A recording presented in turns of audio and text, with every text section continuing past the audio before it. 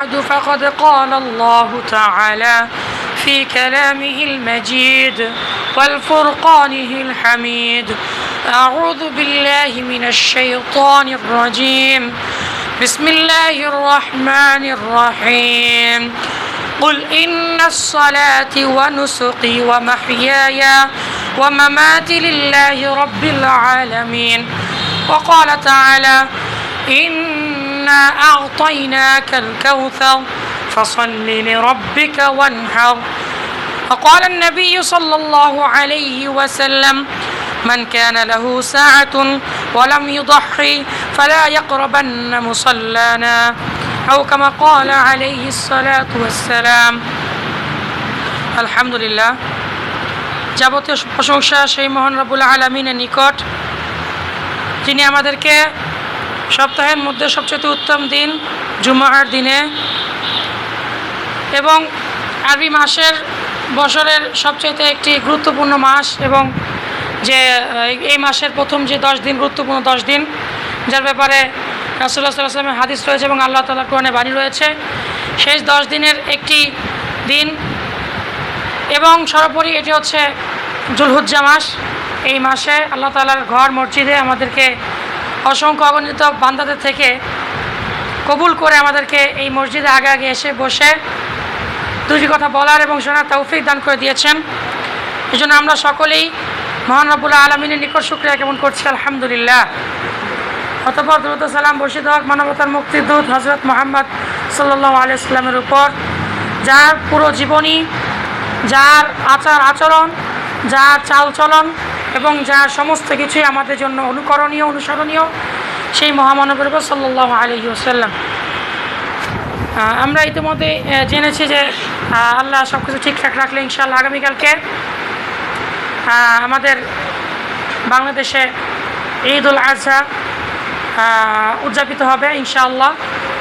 তো এই ঈদ উল আজহাকে কেন্দ্র করে আমরা বিগত কয়েক সপ্তাহ বা 2 সপ্তাহ ধরে নিয়মিত আলোচনা করার বা বলার চেষ্টা করেছি। আজকে যেহেতু একেবারে সন্নিকটে ঈদ উল আজহা, আজকেও সেই বিষয়েই কিছু গুরুত্বপূর্ণ মাসআলা হাদিসের আলোকে প্রশ্ন এবং উত্তর আকারে দেওয়ার চেষ্টা করব, যাতে করে আমরা এই ব্যাপারে কিছুটা জানতে পারি। প্রথমে আমি যে আয়াতটি তেলাওয়াত করেছি, যে আয়াতগুলো তেলাওয়াত করেছি এবং যে হাদিসটি তেলাওয়াত করেছি, সেই আয়াত এবং হাদিসের একটু তর্জমা এবং একটু আলোচনা করে ইনশাআল্লাহ আমরা আমাদের আজকের মূল আলোচনায় চলে যাব ইনশাআল্লাহ।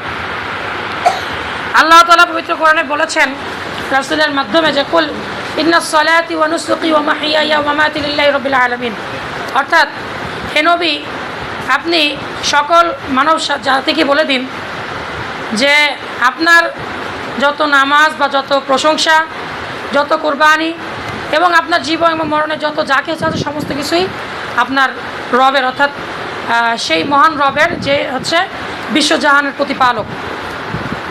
অর্থাৎ এর মাধ্যমে আমাদের এই আয়াতের একটি আয়াতের মধ্যেই এত বিশাল অর্থ লুকিয়ে রাখা হয়েছে যে আমরা যদি একটু তাকাই, যে প্রথমে বলেন যে ইন্নাস সলাতি, এখানে সলাত দ্বারা উদ্দেশ্য এই নয় যে আমরা শুধু নামাজ পড়ি, এই নামাজই।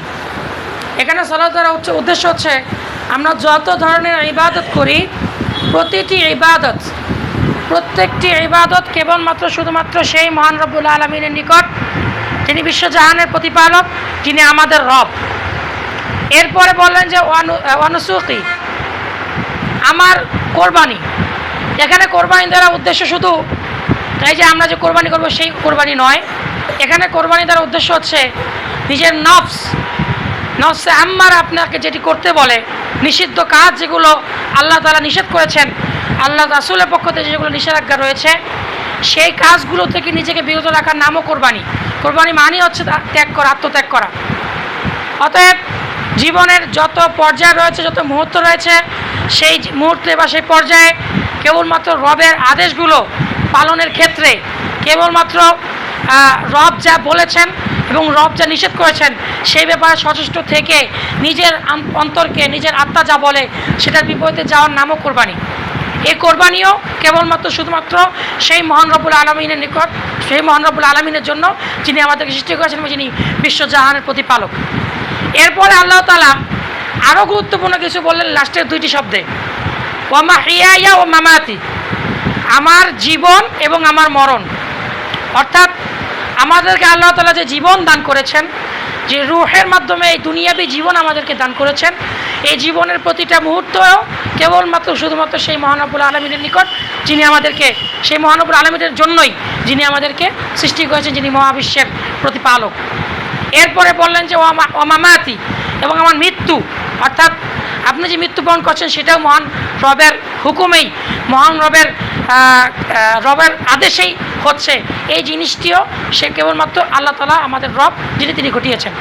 অর্থাৎ এই চারটি বাক্যের মাধ্যমে আল্লাহ তাআলা একেবারে আমাদের জীবনের সমস্ত কিছু টেনে নিয়ে আসলেন, এবং সমস্ত কিছুই একটা মাত্র উদ্দেশ্য, মূল টার্গেট হচ্ছে একটি, সেটি হচ্ছে আমাদের রবকে খুশি করা, রবকে চেনা, রবকে পালন করা, রবকে মেনে আমাদের জীবনকে করা, এবং এই অবস্থাতেই আমাদেরকে মৃত্যুবরণ করতে হবে।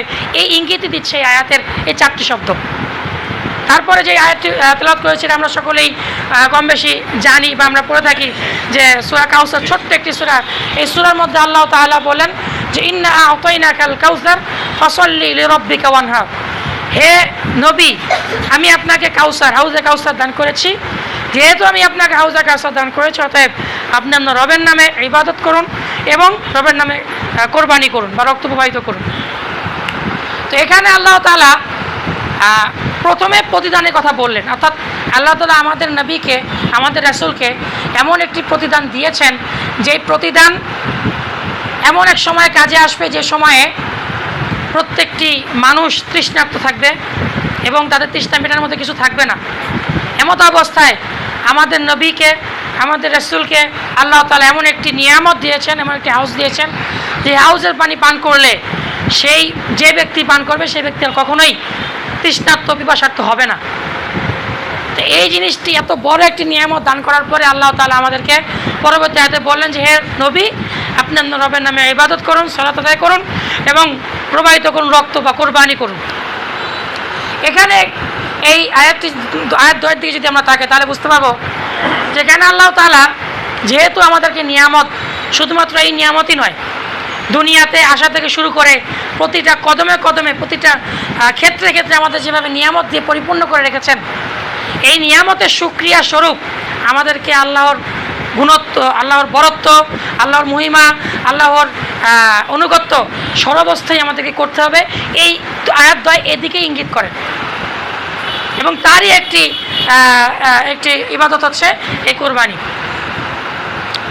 এ ব্যাপারে রাসূলুল্লাহ সাল্লাল্লাহু আলাইহি ওয়াসাল্লামের হাদিস, যেহেতু আজকে আমাদের টপিক হচ্ছে কোরবানি সম্পর্কে, তো আমি আয়াতের কিছুটা ব্যাখ্যা দিয়ে এখন আমি আমাদের আসল টপিকে চলে যাব। আল্লাহ রাসূল সাল্লাল্লাহু আলাইহি ওয়াসাল্লাম এর একজন প্রসিদ্ধ সাহাবী আবু হুরায়রা রাদিয়াল্লাহু তাআলা আনহু, তার একটি হাদিস, যে রাসূলুল্লাহ সাল্লাল্লাহু আলাইহি ওয়াসাল্লাম বলেছেন, যে ব্যক্তি সামর্থ্য রয়েছে, যার এতটুকু সামর্থ্য রয়েছে যে সে কোরবানি করতে পারে কিন্তু সে কোরবানি করে না, সে যেন আমার ঈদগাহে না আসে। অর্থাৎ এই আয়াতের মাধ্যমে আমাদেরকে একটু ধিক্কার দিয়ে বলা হচ্ছে, বা আমাদেরকে একটু ডাইরেক্ট ইঙ্গিত দিয়ে আঘাত করে বলা হচ্ছে, যে ব্যক্তি সমর্থ রয়েছে তাকে কোরবানি করতেই হবে। এবার আসি আমাদের আজকে যেই মূল টপিক, যে আমরা কোরবানি দিন যেহেতু চলে এসেছে, এই দিন সম্পর্কে বা এই মাসকে ঘিরে আমাদের কিছু আমল রয়েছে, এই দিন থেকে শুরু করে কিছু আমল রয়েছে, এই দিনের পরবর্তী সময় কিছু আমল রয়েছে, বা এই দিনের কিছু গুরুত্বপূর্ণ মাসলা যেগুলো আমাদেরকে জানা অবশ্যই দরকার। তো প্রথম যেই বিষয়টি দিয়ে শুরু করতে চাচ্ছি সেটি হচ্ছে যে প্রথম যে জিলহজ মাসের কয়দিন পর্যন্ত আমরা তাকবীর পড়ব। দেখেন, তাকবীর এইটি হচ্ছে এই মাসের সাথে বিশেষ করে সম্পৃক্ত, যে আল্লাহু আকবার, আল্লাহু আকবার, লা ইলাহা ইল্লাল্লাহু, আল্লাহু আকবার, আল্লাহু আকবার, লিল্লাহিল হামদ, যে এই তাকবীরটা আমরা কয়দিন পড়ব।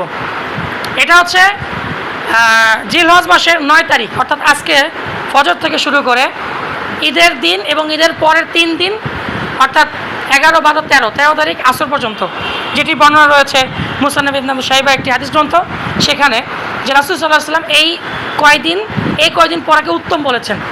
তবে কেউ যদি মনে করে যে সে জিলহজ মাসের প্রথম থেকেই শুরু করেছে, তা সেটাও সে পড়তে পারবে। এই ব্যাপারে সহিহ বুখারীতে হাদিস রয়েছে। অর্থাৎ এই 10 দিনই বা এই 13 দিনই, 10 দিন, এই 13 দিন আসর পর্যন্ত কেউ যদি চায় সে তাকবীর পড়তে চাইলে পড়তে পারবে। আর উত্তম হচ্ছে আজকের থেকে শুরু করে ঈদের দিন এবং ঈদের পর আরও 3 দিন আসর পর্যন্ত। এরপরে কোন শব্দ দ্বারা তাকবীর পড়বো? দেখেন সমাজে অনেক তাকবীর প্রচলিত রয়েছে। তো বিশেষ করে আমাদের এই অঞ্চলে একটি থাকলেও বিভিন্ন অঞ্চলে বিভিন্ন জায়গায় বিভিন্ন ধরনের তাকবীর রয়েছে। তো সে সমস্ত তাকবীর থেকে আল্লাহ রাসূলের নির্দিষ্টভাবে কোনো তাকবীরের কথা বলেননি যে এই তাকবীর পড়তে হবে। তবে আব্দুল্লাহ ইবনে মাসউদ রাদিয়াল্লাহু আনহু থেকে এটি বর্ণনা রয়েছে যে আল্লাহু আকবার আল্লাহু আকবার লা ইলাহা ইল্লাল্লাহ আল্লাহু আকবার আল্লাহু আকবার ওয়ালিল্লাহিল হামদ, এই যে তাকবীরটি, এই তাকবীরটি পড়া যায়, যেটিও একটি হাদিস গ্রন্থে রয়েছে মুসনাদ ইবনে শাইবা। এরপরে সেটি হচ্ছে কোরবানি পশু কোথায় জবাই করা উত্তম বা কোথায় জবাই করতে হবে। এখানে একটি হচ্ছে উত্তম, আরেকটি হচ্ছে জবাই করা যাবে। আসলে রাসূলের জামানায় প্রত্যেক সাহাবী যারা কোরবানি করতেন তারা তাদের যে সমস্ত পশু রয়েছিল বা পশু থাকতো বা পশু ছিল সেগুলো নিয়ে কোরবানির যেখানে তারা ঈদের নামাজ ঈদগাহে আদায় করতেন তার পাশেই বেঁধে রাখা হতো, সমস্ত কিছু প্রস্তুতি করে নিয়ে, এবং ঈদের নামাজের পরপরই সেখানে কোরবানি করা হতো। এবার হাদিসে রয়েছে। এ কারণেই যদি সম্ভব হয় বা যদি ব্যবস্থা থাকে যে ঈদগাহে কোরবানি করা যায়, কোরবানি পশু জবে করা যায়, তাহলে সেখানে করা উত্তম, যেটি বর্ণনা রয়েছে সহিহ বুখারীতে। তবে যদি ঈদগাহে করার মতো সুযোগ সুবিধা বা অবস্থা না থাকে তাহলে যে স্থানে করলে আপনার সুবিধা হয় বা যে স্থানে করলে ভালো হয় সেখানে করা যাবে। এ ব্যাপারে বর্ণনা রয়েছে সহিহ মুসলিমে। এবার আসি যে কোরবানির গোশতের যে ভাগের বিষয়টা গত সপ্তাহে বলেছিলাম, যে জিনিসটি হচ্ছে কোরবানি পশুর ব্যাপারে আল্লাহ তাআলার স্পষ্ট বাণী যে এই কোরবানি পশুটা খাবে হচ্ছে লোকে 3 শ্রেণীর মানুষ। এখানে ভাগের কথা বলা হয়নি, 3 শ্রেণীর মানুষের কথা বলা হয়েছে। তা আল্লাহ তাআলা বলেন সূরা হাজ্জের ভিতরে 36 নম্বর আয়াতে আল্লাহ তাআলা বলেন যে কোরবানির যে পশু জবাই করা হয় তোমরা তার থেকে খাও, এবং যারা অভাবগ্রস্ত রয়েছে তাদেরকে খাওয়াও, এবং যারা ভিক্ষা করে ভিক্ষাকারীদেরকেও সেই অংশ থেকে দাও। তাহলে এখান থেকে পরিষ্কার যে এই কোরবানির যেই পশুটা বা কোরবানির যে গোশতটা, সেই গোশতটা আমাদেরকে মিলেমিশে, এই 3 শ্রেণী মিলেমিশে খেতে হবে। তবে আমাদের সমাজে প্রচলিত একটি হাদিস রয়েছে, বা এই হাদিসের আলোকে সবাই মনে করেন যে কোরবানির ভাগ হুবহু বা স্পষ্ট 3 ভাগ না হলে কোরবানি হবে না বা কোরবানি হয় না বা কোরবানির মধ্যে দোষ ত্রুটি থাকে। এই ব্যাপারে যে হাদিসটি রয়েছে, এই হাদিসের সনদের ব্যাপারে শেষ জামানার যারা মুহাদ্দিসিন ইকরাম তারা বলেছেন যে হাদিসের ব্যাপারে প্রশ্ন রয়েছে, এই জন্য হাদিসটি প্রত্যাখ্যাত। অতএব আপনি কোরবানি করবেন, কোরবানি নিজে খাবেন, অভাবগ্রস্তকে খাবেন, ফকির মিসকিন খাবেন। এখানে আপনার যতগুলো ভাগ করার দরকার হয়, যতগুলো ভাগ করার প্রয়োজন আপনি করতে পারবেন। হুবহু 3 ভাগই করতে হবে, একবারে পুঙ্খানুপুঙ্খ করতে হবে, এরকম কোনো স্পষ্ট সহিহ হাদিস নেই। তারপরে সেটি হচ্ছে কোরবানির চামড়া বা চামড়ার টাকা কোথায় কীভাবে বণ্টন করব, এই জিনিসটি একেবারে খোলাসা করা দরকার। যেটি হচ্ছে কোরবানির চামড়া বা চামড়ার টাকা, এটি হচ্ছে জাকাতে যে 8টি খাত রয়েছে সেই 8টি খাতে দান করতে হবে। অর্থাৎ আল্লাহ তাআলা সূরা তাওবার মধ্যে 60 নম্বর আয়াতে বলেছেন যে ইন্নামা সাদাকাতুল লিল ফুকারা, যেখানে যে 8টি শ্রেণীর কথা বলেছেন, যে ফকির, তারপরে মিসকিন, তারপরে ফি সাবিলিল্লাহ, তারপরে আল জিহাদু ফি সাবিলিল্লাহ, তারপরে হচ্ছে এরকমভাবে 8টি শ্রেণীর কথা বলেছেন। সে 8টি শ্রেণীতে ভাগ করতে হবে। তবে এর মধ্যে মাদ্রাসা যে ফি সাবিলিল্লাহ, অর্থাৎ যেখানে লিল্লাহ বোর্ডিং রয়েছে, সেই খাতে দান করা যায়, তবে মসজিদে এই টাকা দান করা যাবে না। এই ব্যাপারে আমাদের সতর্ক থাকতে হবে। তো সেই 8 শ্রেণী হচ্ছে, আমি বলে দিই যাতে করে সুবিধা হয়, যে সূরা তাওবার মধ্যে এসেছে যে নিশ্চয়ই সাদাকাতুল ফিতর, এখানে সাদাকাতুল ফিতর এবং এই হজ্জের যেই চামড়ার টাকা বন্টন সেটি একই হাদিসে বর্ণনা রয়েছে। ব্যাপারে আল্লাহ তাআলা বলেছেন যে ফকির, মিসকিন এবং এতে নিয়োজিত কর্মচারীদের জন্য, আর ঋণগ্রস্তদের, তারপর হচ্ছে দাস দাসী আজাদ করার ক্ষেত্রে, তারপর হচ্ছে আল্লাহ রাস্তায় যিনি বের হয়েছেন, এবং মুসাফির, এই যেই ধাপগুলো রয়েছে তাদের মধ্যে হচ্ছে কোরবানি পশুর টাকা বা পশুর চামড়া বা পশুর চামড়ার টাকা দিয়ে দিতে হবে, বন্টন করতে হবে। অন্যথায় এটি কবুল হবে না বা অন্য জায়গায় দেওয়া জায়েজ নেই। তারপরে সেটি হচ্ছে কোরবানির পশু অন্যের মাধ্যমে জবাই করা যাবে কি না। কোরবানির পশু মূলত নিজে জবাই করাই উত্তম। রাসূল সাল্লাল্লাহু আলাইহি ওয়াসাল্লাম সর্বদাই নিজের কোরবানি নিজেই করেছেন, এ ব্যাপারে হাদিস রয়েছে যে ইবনে মাজাতে। তবে অন্যকে দিয়েও করানো যায়, এ ব্যাপারে নাসাইতে হাদিস রয়েছে। এরপরে কোরবানির সময় কোন দোয়াটি পড়ব? আমাদের সমাজে প্রচলিত কোরবানির সময় অনেক, আমি গত সপ্তাহে বলেছিলাম, তার আগের সপ্তাহে বলেছিলাম, অনেক লম্বা একটা রিসিট পড়ার পরে বিসমিল্লাহ আল্লাহু আকবার কোরবানি চালানো হয়। কিন্তু হাদিসের বর্ণনা অনুযায়ী কোরবানি করার সময় শুধুমাত্র বিসমিল্লাহ আল্লাহু আকবার একটু, এবং এর সাথে যুক্ত হতে পারে যে আল্লাহুম্মা তাকাব্বাল মিন্নি। এই দুটির বর্ণনা রয়েছে সহিহ মুসলিমের পাশাপাশি দুটি হাদিসে, 1966-67 নম্বর হাদিস, যে আল্লাহ রাসূল বিসমিল্লাহ আল্লাহু আকবার পরে কোরবানি করেছেন এবং সাথে যুক্ত করেছেন আল্লাহুম্মা তাকাব্বাল মিন্নি, হে আল্লাহ আমার পক্ষ থেকে কোরবানি কবুল করো। এতটুকু করে কোরবানি চালানো, এটাই হচ্ছে সুন্নাহ। আর এর বাদে যা যা করা হয় এগুলো ইসলামী শরীয়ত দ্বারা স্পষ্ট নয়, বা ইসলামী রাসূলের হাদিস দ্বারা স্পষ্ট নয়। এরপরে সেটি হচ্ছে কোরবানি কয়দিন করা যাবে। মূলত আমি গত সপ্তাহে বলেছিলাম যে কোরবানি যদি যে 3 দিন, অর্থাৎ কোরবানি সহকারে কোরবানির পরে যে 3 দিন তাকবীর পড়া যায়, সেই 3 দিনের মধ্যে যদি কেউ এই পরিমাণ সামর্থ্যের অধিকারী হয়, এই পরিমাণ সম্পদের মালিক হয় যে সে কোরবানি করতে পারে, তাহলে তার কোরবানি করতেই হবে বাধ্যতামূলক অবশ্যই।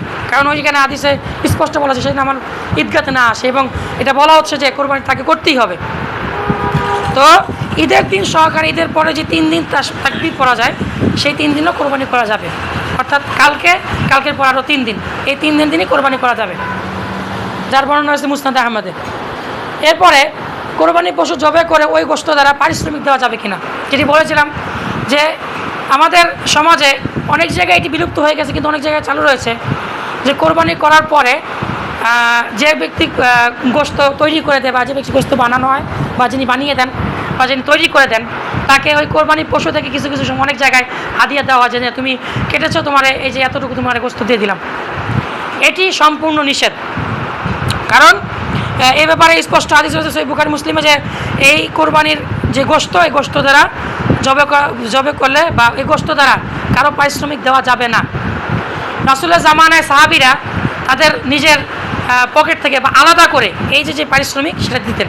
তবে এক্ষেত্রে একটি মাসালা হচ্ছে যে যদি যে ব্যক্তি কোরবানি গোশত তৈরি করে দেন, সে যদি ওই দারিদ্রের মধ্যে পড়ে বা অভাবগ্রস্তের মধ্যে পড়ে, ওই শ্রেণীর মধ্যে যদি পড়ে যায়, তাহলে আপনি সেই আলোকে তাকে কিছু গোশত দিতে পারেন, সেটা জায়েজ আছে। তবে আপনি যে পারিশ্রমিক বাবদ যে আপনার গোশত তৈরি করে দিয়েছে, সেই পারিশ্রমিক বাবদ যদি তাকে গোশত দেন, সেটি ইসলামে জায়েজ নেই।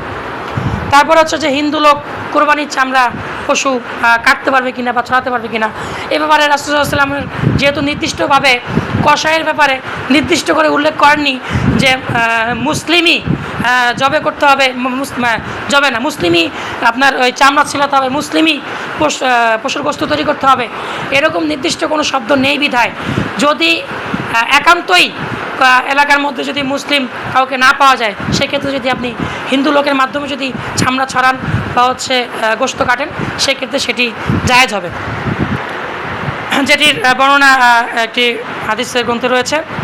তারপর হচ্ছে ঈদের দিন যদি আকিকার দিন হয়, তাহলে করণীয় কী? একবার স্পষ্ট, ঈদের দিন যদি আকিকা হয়ে যায় কারো, সেই ক্ষেত্রে আকিকা এবং কোরবানি দুটি হচ্ছে আলাদা জিনিস। কোরবানি হচ্ছে আল্লাহ তাআলাকে খুশি করার উদ্দেশ্যে, আল্লাহ তাআলা সন্তুষ্টির উদ্দেশ্যে, আল্লাহ তাআলাকে রাজি খুশি করার জন্য কোরবানি করা বা পশুকে জবাই করা। আর আকিকা হচ্ছে আপনার যে নবাগত সন্তান রয়েছে, তার যেই স্বভাব চরিত্র হোক, বা তার যেই অন্তর বা তার যেই আত্মা রয়েছে, সেই আত্মার যাতে কোনো সমস্যা না হয় আল্লাহ তাআলা, বা সেই আত্মার যাতে কোনো বদনজর না লাগে বা ইত্যাদিতে, এই কারণে এটি হচ্ছে বিনিময়। অর্থাৎ আল্লাহ তাআলা ওই পশুর বিনিময়ের আল্লাহর কাছে চাওয়া হয় যে আল্লাহ তাআলা আমার এই সন্তানকে সমস্ত ধরনের কুনজর বা বদনজর থেকে হেফাজত করুন। অতএব কেউ কোরবানির সাথে যদি আকিকা মিলিয়ে যে দুইটি একসাথে করেন, এটি কখনোই জায়েজ হবে না। যদি আকিকার দিন কোরবানির দিন হয়, তাহলে আকিকার জন্য আলাদা করে আপনার ছাগল কোরবানি করতে হবে, এবং কোরবানির জন্য আলাদা করে কোরবানি করতে হবে। তারপরে সেটি হচ্ছে যে আমাদের সমাজে ঈদের তাকবীর নিয়ে সবসময় চলে আপনার তর্ক বিতর্ক চলে। মূলত ঈদের তাকবীর 12টি 6টি এটির মধ্যে সীমাবদ্ধ নয়। ঈদের তাকবীর কম হতে পারে, বেশি হতে পারে, এবং ঈদের তাকবীর যদি দু একটা ছুটি হয়ে যায়, দু একটা বেশি হয়ে যায়, তাতে করে নামাজের কোনো ক্ষতি হবে না। তবে ঈদের তাকবীর 12টি দিয়ে পড়েছেন রাসূলুল্লাহ সাল্লাম, এই ব্যাপারে অসংখ্য হাদিস রয়েছে। সেক্ষেত্রে যদি 12 তাকবীরে কোথাও ঈদের নামাজ আদায় করানো হয় সেখানে যাবেন, যদি না হয়, যদি 6 তাকবীর হয় সেখানে যাবেন। এতে করে নামাজের কোনো ক্ষতি হবে না, কারণ তাকবীরের সাথে নামাজের ফরজিয়াতে কোনো সম্পর্ক নেই। তারপরে যেটি ঈদুল আজহার নামাজ কখন পড়া উত্তম, আসলে আমাদের সমাজ এখন মানে সত্যটা না জানার কারণে দেখা গেছে যে আমরা চাইলেও বা নিজেদের খাসলতের কারণে আমরা এই যে নামাজটা যখন পড়া দরকার ছিল বা যখন পড়া দরকার সেখান থেকে পিছিয়ে এসে পড়েছে। রাসূল সাল্লাল্লাহু আলাইহি ওয়াসাল্লাম ঈদের দিন ফজরের নামাজ পড়ে আসার পরে যখন ইশরাকের সময় হতো, ইশরাকের সময় থেকে নিয়ে আধা ঘন্টা 1 ঘন্টার মধ্যে এই কোরবানির ঈদের নামাজ এবং ঈদুল ফিতরের নামাজ তার থেকে একটু লেটে মানে এই সময়ের মধ্যে করে ফেলতেন। অথচ আমরা যখন এই ঈদের নামাজ আদায় করি দেখা গেছে যে করতে করতে করতে করতে একটা টাইম দেওয়া থাকে, সেই টাইমেও হয় না, দেখা গেছে তার পিছায় তার আরও পিছায় আরও এই যে মাইকে ডাকাডাকি করা, এটার ব্যাপারে ইসলামী শরীয়তে নিষেধাজ্ঞা রয়েছে যে ঈদের নামাজের আগে কোনো নসিহত, কোনো ওয়াজ, কোনো ডাকাডাকি কিছুই করা যাবে না। ঈদের নামাজের পরে হচ্ছে খুতবা, কিন্তু আমাদের সমাজে এটি প্রচলিত হয়ে গেছে, প্রত্যেক যুগ যুগ ধরে চলছে।